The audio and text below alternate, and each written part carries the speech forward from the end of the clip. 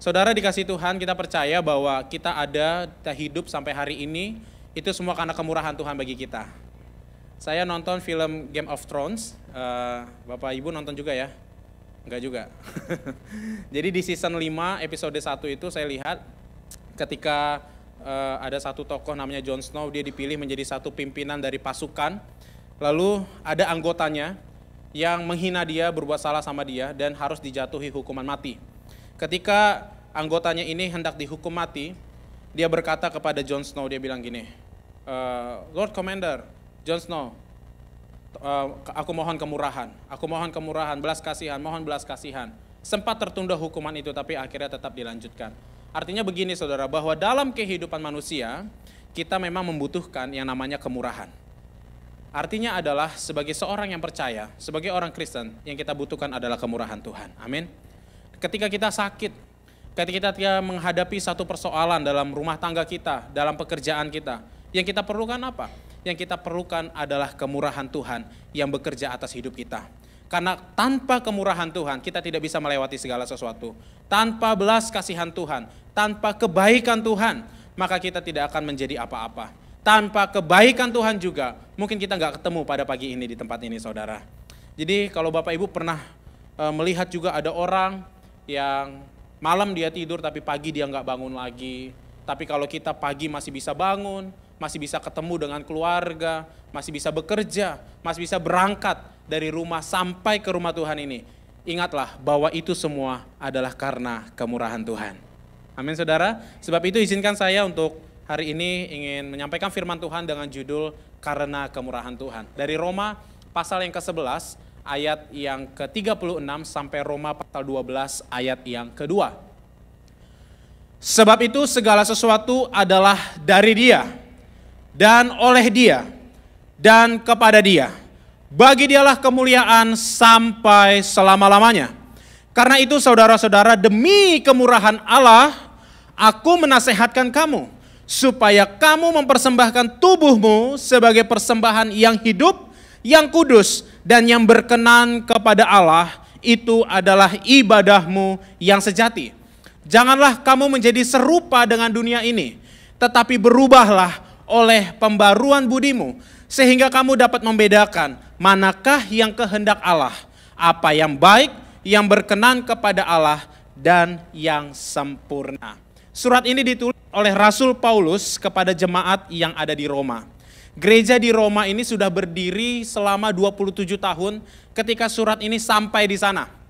Jadi jemaat di Roma bukan didirikan oleh para rasul, tetapi jemaat dan gereja yang ada di Roma itu berdiri karena aktivitas daripada jemaat itu sendiri.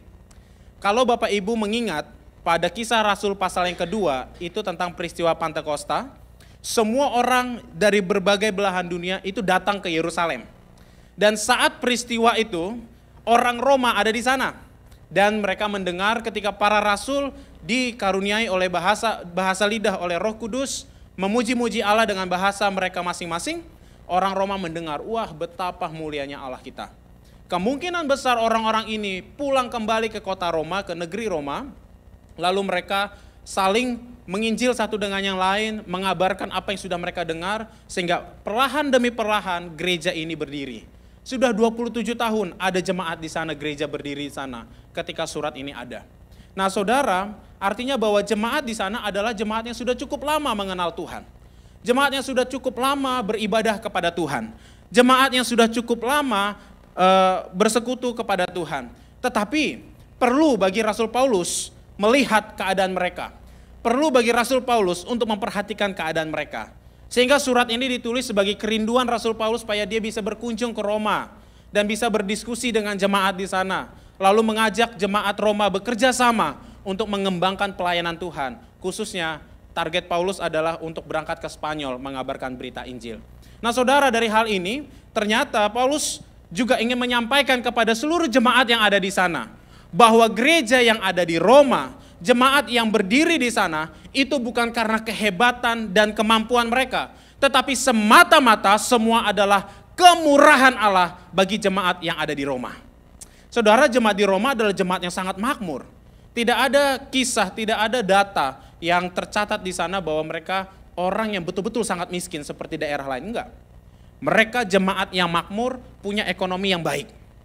Sehingga Paulus berkata, kekayaanmu yang kamu punya, semua yang kamu punya, gereja yang sudah berdiri di sana, itu bukan karena kehebatanmu. Tapi hai jemaat Roma, perhatikanlah, semua karena kemurahan Tuhan. Saudara, bagaimana kita memahami kemurahan Tuhan dalam hidup kita? Kira-kira kemurahan Tuhan menurut Bapak Ibu, boleh kita diskusi? Kayak di kelas. Apa itu kemurahan Allah Bapak Ibu? Kebaikan Tuhan ya. Kebaikan Tuhan, karunia Tuhan, kita akan belajar bersama. Jadi Rasul Paulus mencatat kepada mereka begini. Kalau dari pasal yang pertama Roma 1 sampai Roma pasal 11 itu dirangkum isinya tentang ini. Hai jemaat di Roma, kamu untuk menjadi umat pemilikan Allah, umat pilihan Allah, umat kepunyaan Allah, bukan lagi hanya dengan melakukan hukum Taurat. Bukan lagi dengan cara memahami dan mematuhi hukum Taurat. Bukan. Tetapi semata-mata karena kemurahan Allah, kamu gak perlu lagi lakukan ini. Tetapi cukup dengan iman kepada Yesus Kristus membuat kamu menjadi umat Allah, membuat kamu menjadi umat pilihan dan umat panggilan Allah. Hukum Taurat ini ditekankan oleh orang-orang Yahudi, oleh orang-orang yang menganut Yudaisme pada masa itu, bahwa mereka memahami apa? Untuk menjadi umat Allah, mereka harus convert dan percaya sebagai seorang Yudaisme melakukan hukum Taurat. Orang yang tidak lakukan hukum Taurat, dia bukan umat Allah. Jadi penghakiman itu ada di sana seperti itu. Hukum Taurat itu berlaku bagi orang-orang pilihan Allah katanya. Tetapi dalam Roma 1 sampai Roma pasal 11, Rasul Paulus mencatat, hey, karena kemurahan Allah kamu gak perlu lagi lakukan hukum Taurat. Cukup dengan iman kepada karya Yesus Kristus itu menjadikan kamu sebagai umat Allah. Artinya apa saudara? Itulah yang ingin dipahami oleh Rasul Paulus bagi kita. Kata kemurahan Allah, ini saya ambil dari bahasa aslinya, bahasa Yunani. Saudara, bahasa Yunani ini adalah bahasa yang harus diperhatikan ketika kita membahas Alkitab. Mengapa? Dosen saya pernah bilang gini, bukan tanpa kebetulan Roh Kudus memilih bahasa Ibrani dan Yunani untuk menuliskan firman-Nya dalam bentuk tulisan yang bisa kita baca sampai hari ini. Jadi kita belajar supaya Bapak Ibu bisa jadi sarjana teologi nanti. Ya, ini diambil dari kata oiktirmon yang bentuknya adalah plural. Artinya bahwa belas kasihan Allah itu bukan kepada satu hal, tetapi banyak hal dalam hidup kita. Seluruh aspek di hidup kita itu semua terjadi karena kemurahan Allah. Jadi kata ini bentuknya jamak. Apa itu? Yaitu kemurahan, kebaikan, karunia, belas kasihan, keprihatinan dan rasa kasihan Allah kepada kita. Saudara, kenapa Allah perlu kasihan sama kita? Ya karena memang kita adalah orang yang perlu dikasihani. Kita bukan siapa-siapa. Amsal berkata kita hanya debu, kita hanya seperti uap. Kita bukan apa-apa. Ketika dosa masuk dalam kehidupan manusia, manusia gak berdaya apa-apa. Gak bisa ngapa-ngapain, terpisah dari Allah. Sehingga kita hanya butuh belas kasihan Allah supaya kita kembali menjadi umat kepemilikan Allah. Amin saudara. Arti kemurahan ini adalah semuanya. Apa yang kamu miliki, apa yang kamu punya, kesehatan, anak, rezeki, pekerjaan, usaha. Itu bukan karena kehebatan kita, tapi semata-mata karena kemurahan Allah. Jadi kemurahan Allah itu banyak. Allah bermurah hati kepada kita, mempercayakan kita mengelola bisnis, mempercayakan kita punya umur yang panjang, mempercayakan kita punya kesehatan yang baik, mempercayakan kita untuk sembuh dari sakit, mempercayakan kita untuk datang melayani pekerjaan Tuhan. Semua karena kemurahan Allah. Bahkan Rasul Paulus pernah berkata, dia menuliskan kepada jemaat di Korintus, dia katakan, aku bisa melayani Tuhan sampai hari ini, itu karena kemurahan Allah. Jadi saudara, semua yang kita miliki, semua yang kita punya, semua yang terjadi dalam hidup kita, itu adalah karena kemurahan Allah. Bukan semata-mata karena kita hebat, bukan karena kita lahir dari bangsawan, bukan. Dalam film Game of Thrones itu juga, saya nggak tahu kenapa cerita film ya. Dibilang bahwa untuk menjadi seorang bangsawan mereka harus lakukan tugas yang diperintahkan oleh raja. Ketika tugas itu selesai, mereka di-convert dengan gelar seorang bangsawan. Nah saudara, kita untuk menjadi bangsawannya Allah, untuk menjadi umat miliknya Allah, ternyata bukan dengan perbuatan baiknya kita, enggak. Tapi semata-mata semua karena kemurahan Allah. Dan kita mau mengamati apa? Kita mau lihat apa tentang kemurahan Allah ini? Dalam Roma 11 ayat 36 ditulis begini. Sebab segala sesuatu adalah dari Dia, dari Tuhan, dan oleh Dia, dan kepada Dia. Bagi Dialah kemuliaan sampai selama-lamanya. Saudara, kira-kira segala sesuatu ini apa? Apa segala sesuatu dalam hidup saudara? Ya semua. Namanya segala sesuatu. Ya semua. Pekerjaan termasuk, anak, rezeki, rumah, kendaraan yang baik, pekerjaan yang baik, bisnis yang berjalan baik, punya karyawan yang baik, punya anak-anak yang baik hati, punya anak-anak yang tidak taat. Itu kemurahan Tuhan. Kemurahan Tuhan juga untuk mengasah kita supaya kita bisa apa? Ya Bapak Ibu yang jawab itu ya. Semua yang kita punya itu dari Dia. Tidak ada sumbangsih kita, saudara. Tidak ada sumbangsih kita supaya Allah bermurah hati kepada kita. Saya ada baca satu artikelnya artikel rohani, ditulis dengan judul gini, cara supaya mendapat kemurahan Allah. Saudara, ketika Tuhan menyatakan kemurahannya, Tuhan sedang tidak bertransaksi dengan kita. Tuhan tidak bertransaksi dengan kita. Kamu kalau baik maka saya bermurah hati samamu. Enggak. Justru Tuhan bermurah hati kepada kita, mengampuni kita, mengasihi kita, menebus kita ketika kita masih berdosa, Bapak Ibu. Ketika kita masih berdosa. Makanya kalau ada lagu rohani yang begini, saudara, dengan apakah ku balas, kamu gak perlu membalas. Memang kita gak perlu balas, gak perlu. Kalau kita berpikir untuk membalas, apa yang kita bisa kasih sama Tuhan? Karena semuanya pun punya Dia. Amin saudara. Semuanya milik Dia, dari Dia. Kita hanya diberi kesempatan untuk mengelola dan menikmatinya. Jadi gak perlu membalas. Hidup aja benar sesuai dengan imanmu kepada Yesus Kristus. Lalu lagu itu perlu nyanyiin gak Bapak Ibu? Jangan ya, nyanyikan aja ya, gak apa-apa. Nah saudara dikasih Tuhan, segala sesuatu yang Tuhan berikan, itu semua berdasarkan karena kasih kemurahan Allah kepada kita. Lalu segala sesuatu itu bukan hanya kita nikmati sendiri, makan sendiri, lalu akhirnya kita melupakan Tuhan. Bukan. Tetapi itu harus didedikasikan kembali kepada kemuliaan Tuhan itu sendiri. Kalau Tuhan kasih kamu rezeki itu Tuhan mau kita pakai untuk kemuliaan bagi nama Tuhan. Kalau Tuhan masih kasih kesehatan sama kita sampai sekarang, Tuhan mau kita pakai kesehatan kita untuk pekerjaan kemuliaan nama Tuhan. Kalau Tuhan masih beri kesempatan bagi kita untuk menjalankan usaha kita, Tuhan mau supaya itu semua kembali untuk kemuliaan bagi nama Tuhan. Pernah ada satu orang anak Tuhan, saya kunjungi di rumah sakit, dia sakit, lalu dia berkata begini, Pak Pendeta doakan saya kalau saya sembuh, saya mau melayani Tuhan. Lalu saya jawab begini, udah telat Pak, tunggu sakit kok baru mikir mau melayani Tuhan, waktu sehat kemana? Masa udah tubuhnya yang gak 100% lagi baru dikasih sama Tuhan? Waktu sehat Tuhan kasih Bapak kemana? Gereja gak pernah, gerejanya musiman, Paskah dan Natal. Di sini gak ada ya, di sini tiap minggu rajin. Tadi saya tanya ada yang baru, gak ada. Stok yang tiap minggu datang semua ini.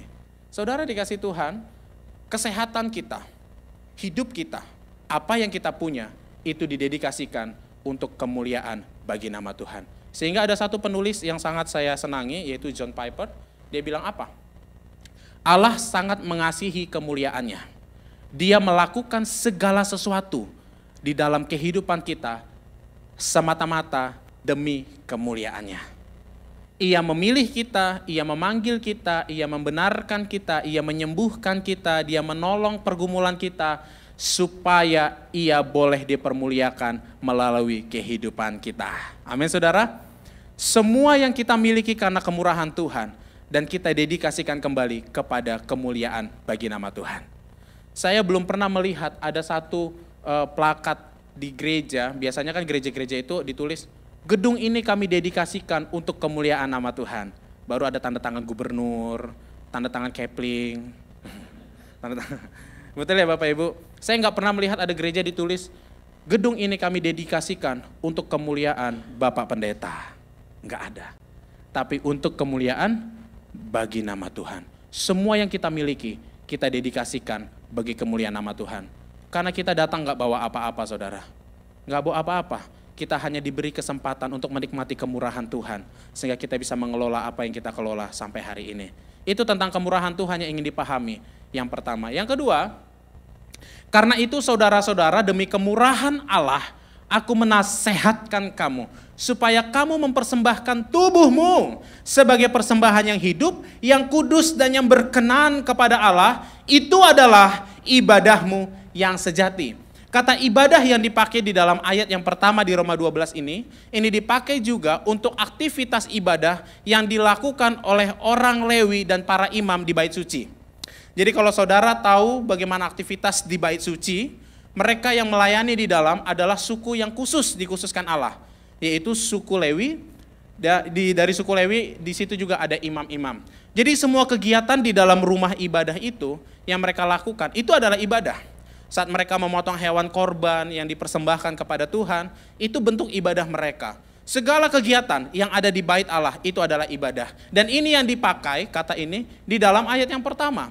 Artinya begini saudara, semua yang kita kerjakan, semua yang kita lakukan dengan tubuh kita, aktivitas yang kita lakukan dengan tubuh kita, harusnya itu adalah bentuk ibadah kita yang sejati kepada Tuhan. Amin. Sebab itu kalau kita tahu tentang kebenaran ini, apakah kita masih mau bekerja sebagai seorang penipu? Apakah kita masih mau lakukan yang buruk-buruk di hadapan Tuhan? Enggak. Karena yang kita katakan, yang kita pikirkan, yang kita lakukan, yang kita kerjakan dengan tubuh kita, itu adalah bentuk ibadah kita kepada Tuhan. Lalu kalau kita tahu, kita harusnya berhati-hati dalam menggunakan tubuh kita ini. Amin saudara? Berhati-hati menggunakan kehidupan kita ini. Karena itu adalah ibadah kita kepada Tuhan. Ada satu pendeta, ketika ada motor lewat, dengan begitu kencangnya, dengan knalpot racing, pendeta itu bilang sama saya gini, enggak beribadah sama Tuhan itu. Saya ketawa di situ karena saya enggak ngerti. Maksud Bapak apa? Iya, semua yang kita lakukan itu adalah bentuk ibadah kita pada Tuhan. Kamu kalau kebut-kebutan berarti kamu enggak lagi ibadah sama Tuhan. Jadi ibadah itu bukan hanya sekedar datang ke gereja, duduk manis, bernyanyi, lalu mendengar firman Tuhan, pulang habis itu udah lewat enggak ada urusan. Enggak saudara. Justru yang ditekankan di sini adalah kehidupan perilaku sehari-hari yang kita lakukan dengan tubuh kita. Makanya firman Tuhan katakan, biarlah itu dibawa sebagai persembahan yang kudus, yang berkenan, yang kudus kepada Allah. Amin saudara. Itu tugas kita. Sebagai orang yang sudah menerima dan merasakan menikmati kemurahan Allah, mari kita pergunakan hidup kita dengan baik di hadapan Tuhan. Kita pergunakan apa yang ada dengan tubuh kita untuk kemuliaan dan memuliakan nama Tuhan. Saudara, hari Jumat kemarin, pulang dari ibadah doa tempat ini, saya pulang lewat jalan Hayamuruk, saya nyanyi ada satu lagu. Pas nyanyi di bagian endingnya, terima kasih Yesus, Engkau sangat baik. Dari simpang jalan saya ditabrak kenceng banget. Jebret. Wah, lalu saya jatuhnya kayak film Mission Impossible gitu. Ngepot. Celana saya koyak. Dan di situ saya cuma ketawa. Saya masih di aspal, saya ketawa, terus saya berdiri, saya lihat orang yang nabrak saya udah guling-guling. Lalu saya angkat sepeda motor saya, ada orang dari lingkungan itu datang mengerubungi. Saya nggak tahu mau ngomong apa di situ. Saya nggak tahu mau ngomong apa, saya nggak tahu harus lakukan apa. Saya hanya berdiri, melihat, terus saya ketawa sendiri. Karena lagi nyanyi, terima kasih Yesus Engkau sangat baik. Duar, knalpot saya penyok. Lalu saya itu ya udahlah, ngobrol-ngobrol, udahlah pulanglah. Apa yang mau saya harapkan dari anak itu kan gitu, nggak ada. Ya udah pulang aja, lain kali bawa sepeda motor hati-hati. Saya langsung telepon istri saya. Pasti Bapak Ibu sudah tahu lah apa yang dikatakan ibu-ibu ya kalau dapat laporan itu. Ya, bukan keadaan kita yang ditanya. Jadi dia ganti rugi. Dia kemana? Dia gini, aduh udahlah, yang penting masih sehat karena kemurahan Tuhan. bisa ada pulang sampai rumah. Di rumah juga dilanjut, saudara, Bapak Ibu. Karena telepon gak puas kan, sampai rumah dilanjut. Lihat ini. Oh, bukan saya yang dilihat, kendaraan yang ditengok. Astaga. Saya bilang udah masih bisa kesini, semua karena kemurahan Tuhan. Motor anak itu pun juga udah pecah-pecah, dia pakai helm pun helmnya tercampak gitu. Ya udahlah, semua karena kemurahan Tuhan. Kita ada, udah tenang aja, nanti ada waktunya Tuhan ganti itu. Amin.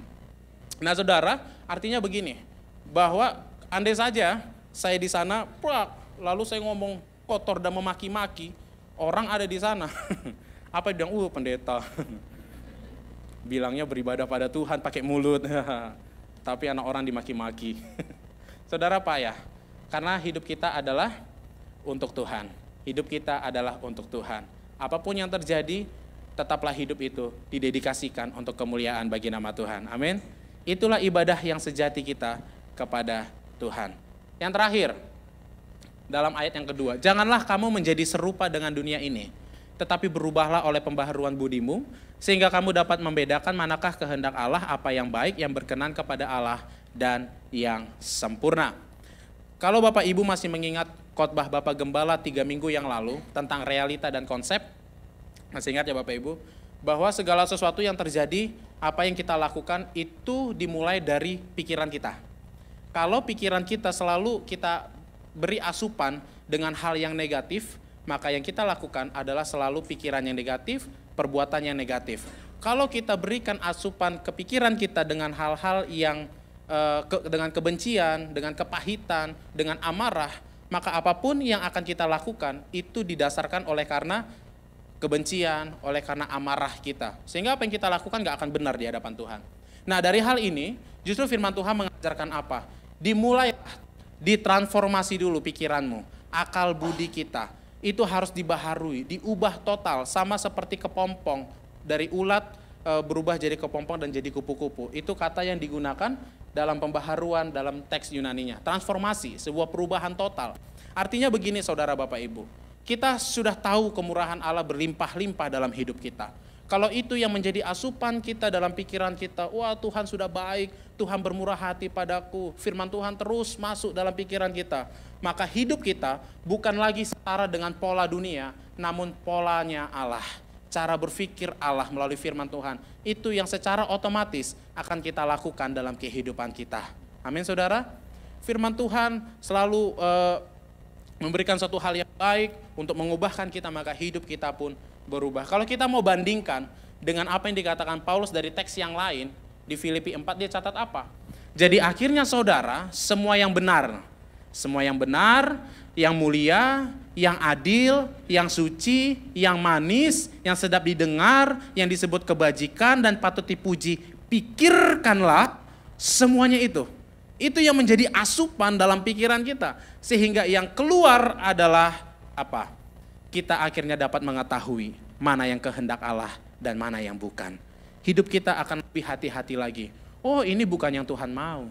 Oh ini bukan yang Tuhan kehendaki. Maka kita membatasi diri kita. Sebab apa? Kita sudah mendedikasikan tubuh kita sebagai persembahan yang kudus di hadapan Tuhan. Amin saudara. Dari semua ini kita belajar. Kemurahan Allah begitu banyak dalam hidup kita. Segala sesuatu yang kita punya itu berasal dari Tuhan. Dan kita dedikasikan kepada Tuhan. Sebab itu tugas kita adalah membawa hidup kita sebagai persembahan yang kudus, ibadah yang sejati kepada Tuhan. Dan dimulai dari mana? Dari perubahan pikiran kita. Sehingga semuanya selaras dengan kehendak Allah. Amin saudara. Tuhan Yesus memberkati kita. Amin.